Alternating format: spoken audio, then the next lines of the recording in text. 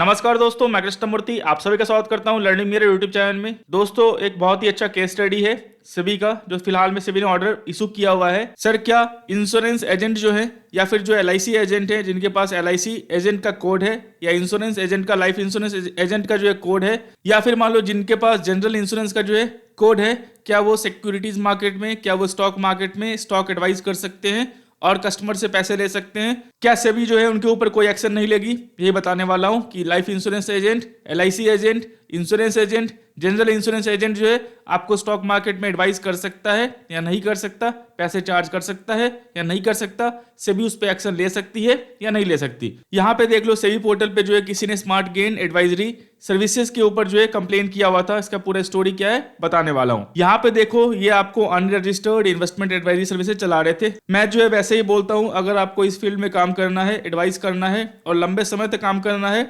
कोशिश करो आप सेबी लाइसेंस ले लो, चाहे रिसर्च एनालिस्ट लाइसेंस हो, चाहे इन्वेस्टमेंट एडवाइजर लाइसेंस हो। मैंने अभी 2 एप्लीकेंट का अप्लाई करवाया था, दोनों का लाइसेंस मिल चुका है। यहाँ पे ध्यान रखना, अगर आपके पास लाइसेंस है तो मान लो जिस कस्टमर का कंप्लेन आएगा, अगर आप फॉर्जरी नहीं करते हो, आप कंप्लाइंस अच्छे से मेंटेन करते हो, आप रिटर्न प्रॉमिस नहीं करते, आप रिटर्न गारंटी नहीं करते और जो है आप रिस्क प्रोफाइलिंग अच्छे से करते हो, अगर मान लो उस कस्टमर कंप्लेन आता है तो सिर्फ आपको उसी कस्टमर कंप्लेन जो है हैंडल करना होगा। अगर मान लो रिस्क प्रोफाइलिंग आपके पास अच्छे से पड़ा हुआ है, आपके ऊपर कोई एक्शन नहीं होने वाला।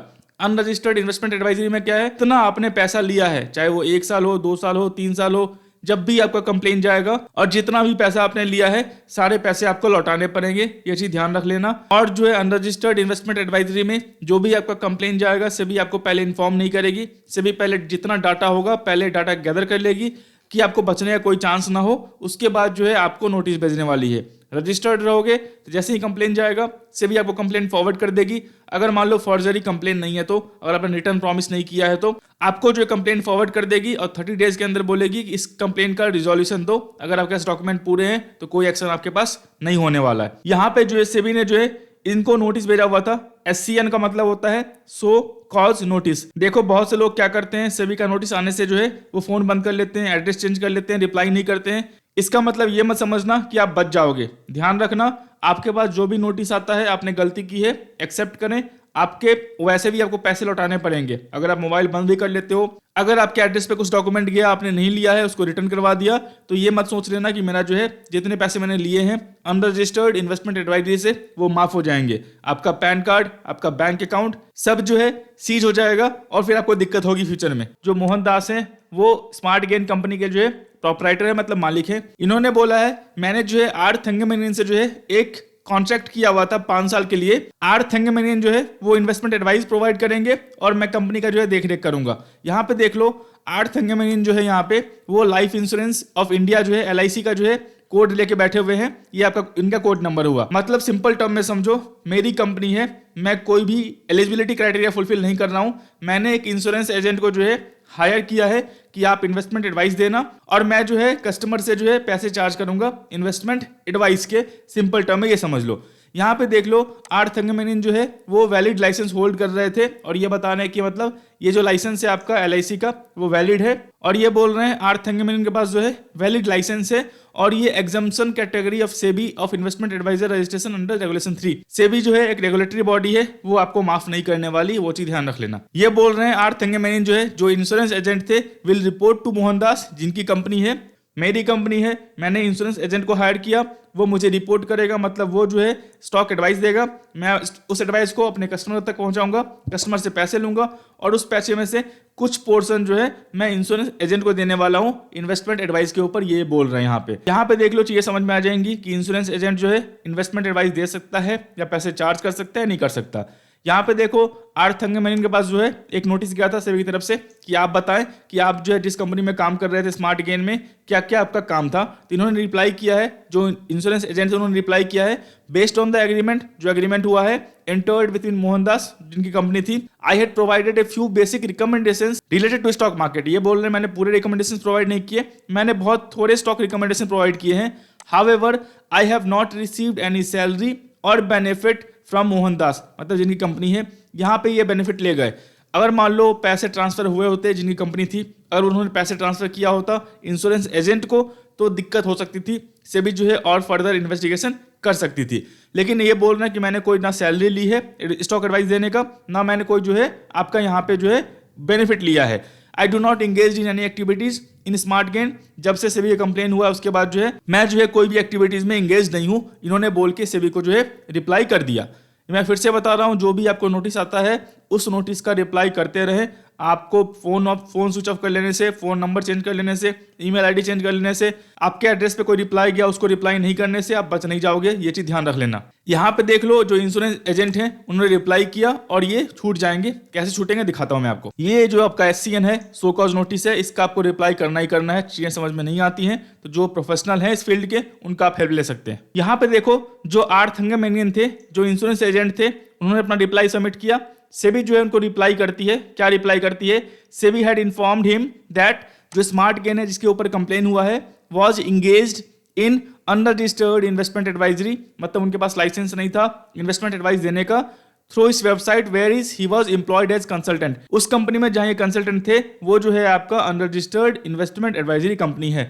Having noted that R Thangamanian has submitted to having a few basic recommendations, इन्होंने प्रोवाइड किया था without having receiving any salary और benefit of the notice from the notice, मतलब जो रिकमेंडेशन प्रोवाइड किया था उसका ना कुछ बेनिफिट लिया है ना सैलरी लिया है। यहाँ पे ये पॉइंट जो है इनका वैलिड हो गया है, इसीलिए सेबी जो है इनको छोड़ रखी है।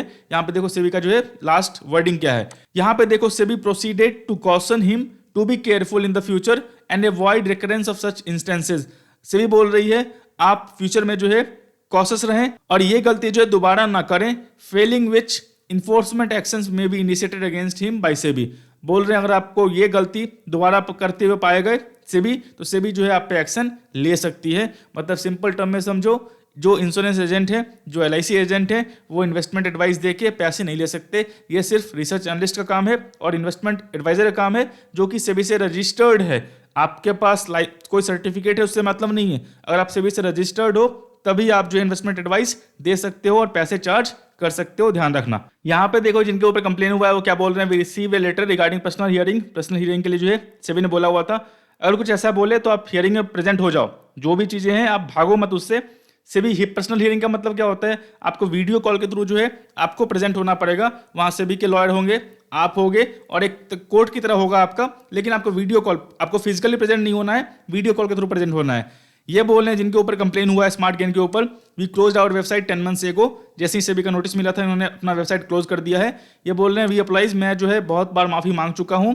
एज स्टेटेड बिफोर, मैंने जो पहले बताया था, मैंने गलत समझा कि लाइफ इंश्योरेंस कॉर्पोरेशन एडवाइजर जो है आपका वो इन्वेस्टमेंट एडवाइस नहीं दे सकता है, इनको पता नहीं था, ये बोल रहे हैं, और जो है मैंने गलती की है, मुझे माफी कर दें। मैं फिर से बता रहा हूँ सेबी में आपको माफी नहीं मिलेगा। अगर सेबी आपको माफ कर देती है तो मान लो कोई दूसरा लॉयर आएगा, अगर आप यहाँ पे आपका 8 लाख रुपीज का सवाल है, किसी का 8 करोड़ रुपए का सवाल होगा, जहां पे वो इन्वेस्टमेंट अनरजिस्टर्ड इन्वेस्टमेंट एडवाइजर चलाएगा और वहां पे वो माफी मांग सकता है। लॉयर जो है आपका रेफरेंस दे सकता है कि सेबी ने आपको माफ किया है तो मुझे ही माफ करे। तो सेबी से जो है आप माफी की उम्मीद मत करना, बस कंप्लाइंस मेंटेन करो, अच्छे से काम करो, कोई दिक्कत नहीं होने वाली आपके ऊपर। देखो यहाँ पे इन्होंने जो 15 लाख रुपीज जो है इन्होंने रिसीव किया था अपने बैंक अकाउंट में, लेकिन इन्होंने एक्सेप्ट किया है कि मेरा जो है 6,81,000 रुपीज जो है 804 रुपीज जो है आया हुआ था अनरजिस्टर्ड इन्वेस्टमेंट एडवाइजरी से। इसीलिए बोल रहा हूँ SCN जो आपका सो कॉज नोटिस है उसका ये रिप्लाई कर रहे थे, तो इनके ऊपर जो है सही मान की चल रही है कितना पैसा इन्होंने लिया है, क्योंकि एक्सेप्ट किए हुए हैं। बाकी पैसा इनके फ्रेंड का हो सकता है, बाकी जो है कोई कलीग का हो सकता है,